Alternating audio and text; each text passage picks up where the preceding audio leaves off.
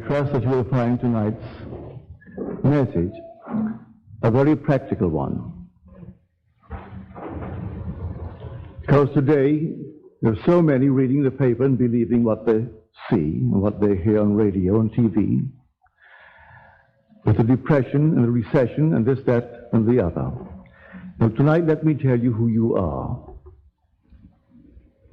We are told in Scripture, this is the 19th chapter, the 26th verse of Matthew. With God, all things are possible. Then we are told in the earliest gospel, the book of Mark, the 9th chapter, the 23rd verse. All things are possible to him who believes. Divine imagining has no restrictions placed upon it. Human imagining has one restriction placed upon it: to believe. All things are possible to him who believes. So they equate man, he's speaking of you, with God. But on this level, it is believing. Can you believe it?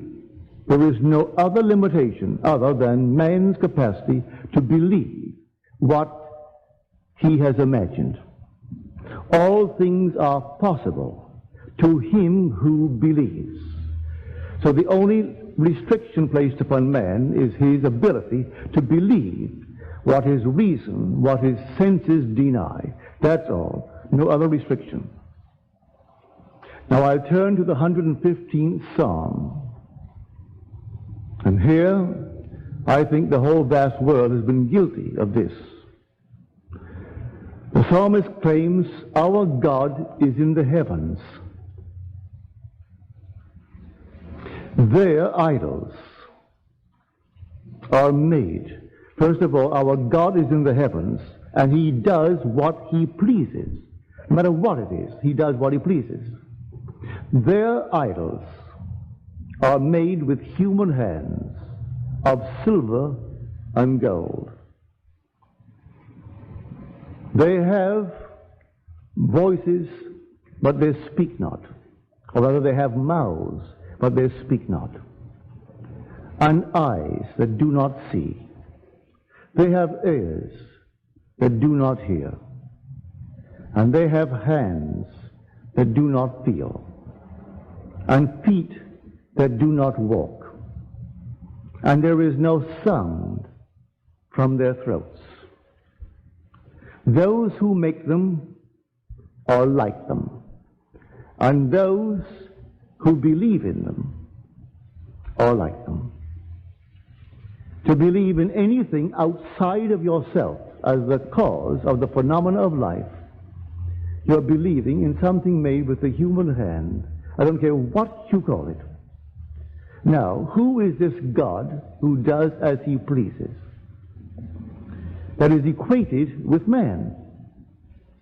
Well, you try to think of anything other than your own wonderful human imagination. Our God is in the heavens, and we are told that heaven is within you in the 17th chapter of the book of Luke. That God is within you. If he is within me, what in me does anything that it pleases? Nothing but my imagination.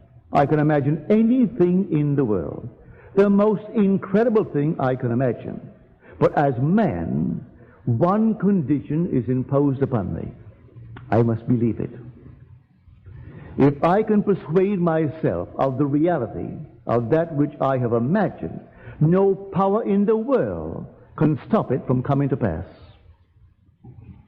Man creates his objective world out of imagination and faith. These are the substances out of which he actually projects and objectifies his world. There is nothing but God, and God is man's own wonderful human imagination. Man is all imagination, and God is man, and exists in us, and we in him. The eternal body of man is the imagination, and that is God himself.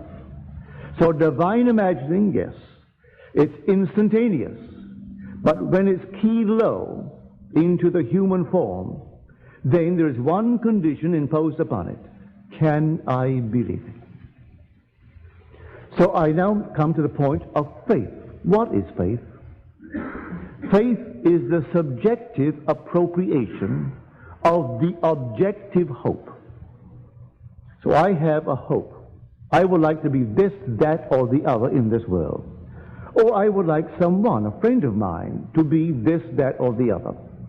Now I must appropriate it subjectively. I go down in my imagination and I simply conceive a scene which would imply that it's true. And I appropriate it. How do I appropriate a scene? I create a scene which would imply that it is true. Bringing the individual or friends before me, and I can have friends tell me, have you heard the good news? And I will act as though I didn't know what is the good news. Have you heard the news about, and they mention my friend, and I listen eagerly to what they're telling me about my friend. I'm appropriating subjectively my objective hope. All I have to do then is to persist in that state. As Shakespeare said in his Antony and Cleopatra, it hath been taught us from the primal state that that which is was wished until it were.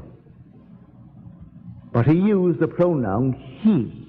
But you can use it of anything in this world. But he said that he which, wishing the being to come into being. But you can wish it for a home, a place, or anything in the world. You need not confine it to a friend.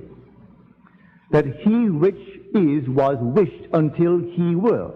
You can make it or there or anything else in the world. It's simply from the very beginning. The primal wish was simply to so give myself to a state that I lost myself in the state and I remain in that state until the state became objectified within my world. This is what the Bible is teaching everyone in this world.